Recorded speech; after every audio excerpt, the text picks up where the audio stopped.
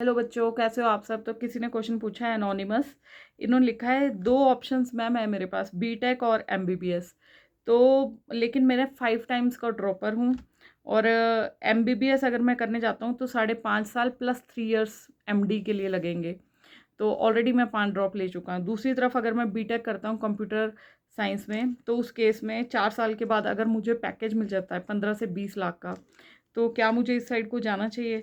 तो he has also written कि ma'am kindly address this question, I am very confuse and I am suffering from depression. तो बेटा बात ऐसी है कि फैक्ट्स की बात करें ना, तो अगर आप 5 ड्रॉप्स ले चुके हो, राइट, तो आपकी एज इस टाइम 22 के आसपास रहेगी, 22 या 23 के आसपास। और आपने खुद ही एज्यूम करा हुआ है कि 5.5 साल एमबीबीएस करूंगा फिर एमडी करूंगा, राइट। तो उस केस में आप अपना एज वाइज सोचने लग गए हो कि आपकी एज हो जाएगी तब तक 32 ईयर्स की एज हो जाएगी और आप उसके बाद कमाना शुरू करोगे। प्लस बीटेक में आपने लिखा है कि मैं 4 साल का कोर्स कर लेता हूँ और उसके बाद अगर मैं चले जाता हूँ 15-20 लाख का मुझे पैकेज मिल जाता है, तो 23 साल के उस 27-28 साल में अगर पैकेज मिल जाता है तो यू विल गेट सेटल्ड। मैंने आपको रिप्लाई भी किया था कि you can go for BTech then, कि अगर आपको इतना इशू है। फिर आपका दोबारा आया कि मैम ऑलरेडी 5 ड्रॉप हो चुके हैं, मैं ऑलरेडी इतना टाइम दे चुका हूँ इस फील्ड को, तो क्या मेरे लिए वाइस रहेगा कि मैं अब फील्ड चेंज कर लूँ, है ना। तो देखो इसमें बात ये है कि आपको ऑलरेडी पता है बट आप उसमें कंफ्यूज हो रहे हो बिकॉज आप ना ओवर थिंकिंग कर रहे हो। देखो अपना दो पाथ हैं आपके सामने, यू आर वेरी क्लियर, आपको खुद भी पता है कि दो पाथ्स हैं, बट उसमें आप कंफ्यूज हो रहे हो कि इधर को जाऊं या उधर को जाऊं। फिर ये तो वही अक्कड़ बक्कड़ वाली बात है कि ऐसे कर लिया, हाँ जी कौन सी उंगली पकड़ूं। तो ये वाली बात है इसमें, क्योंकि मैं आप 5 ड्रॉप्स हैं, ठीक है। आप सोचो कि मैं 5 ड्रॉप्स इस प्रोफेशन नीट के लिए दिए हैं मैंने, अपनी लाइफ के 5 साल मैंने बर्बाद कर दिए। तो मतलब मैं इधर को जाऊंगा 32 साल का हो जाऊंगा, तब तक मैं कमाना शुरू करूंगा। तो यू आर वेरी क्लियर कि अब 5 ड्रॉप के बाद भी अगर मैं जाता हूँ तब भी मुझे 9 साल इस प्रोफेशन को देने ही पड़ेंगे, ठीक है ना।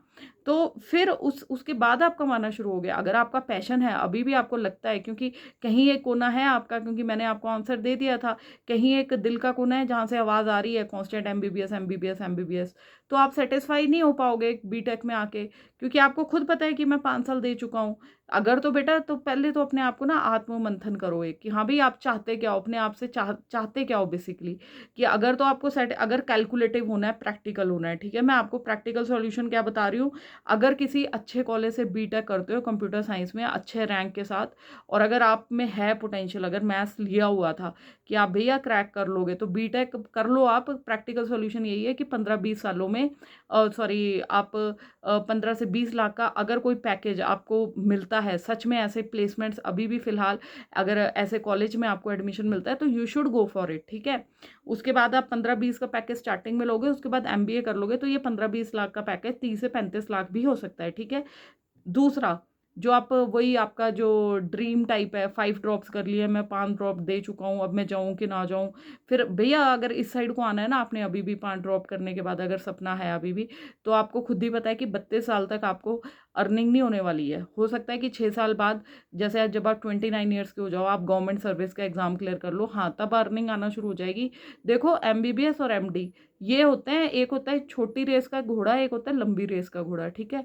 तो यहाँ पे क्या है कि लंबी रेस में जाना है ना, तो फिर उसमें एमडी वगैरह करने के 2-3 साल बाद आप बड़ा अच्छा पैसा बना लोगे।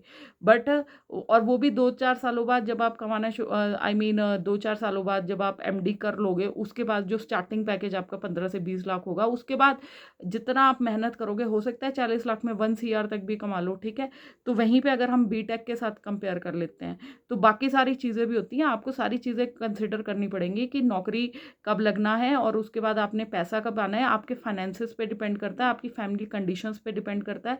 अगर ऑलरेडी फर्स्ट जनरेशन डॉक्टर होंगे तो स्ट्रगल्स और बढ़ जाएंगे। तो बी प्रैक्टिकल, बी कैलकुलेटिव, बाकी फाइनल डिसीजन आपका होगा, मैं या कोई और, आपको सिर्फ हम सजेशन दे सकते हैं, बट फाइनल डिसीजन आपका होगा। सो सोच समझ के आपने विचार करना है जो भी आपने करना है, ठीक है। एंड बाकी होप आपको आंसर मिला हो, और बाकी भगवान सबका भला करे। हर हर महादेव, जय श्री राम, गुड लक बच्चों।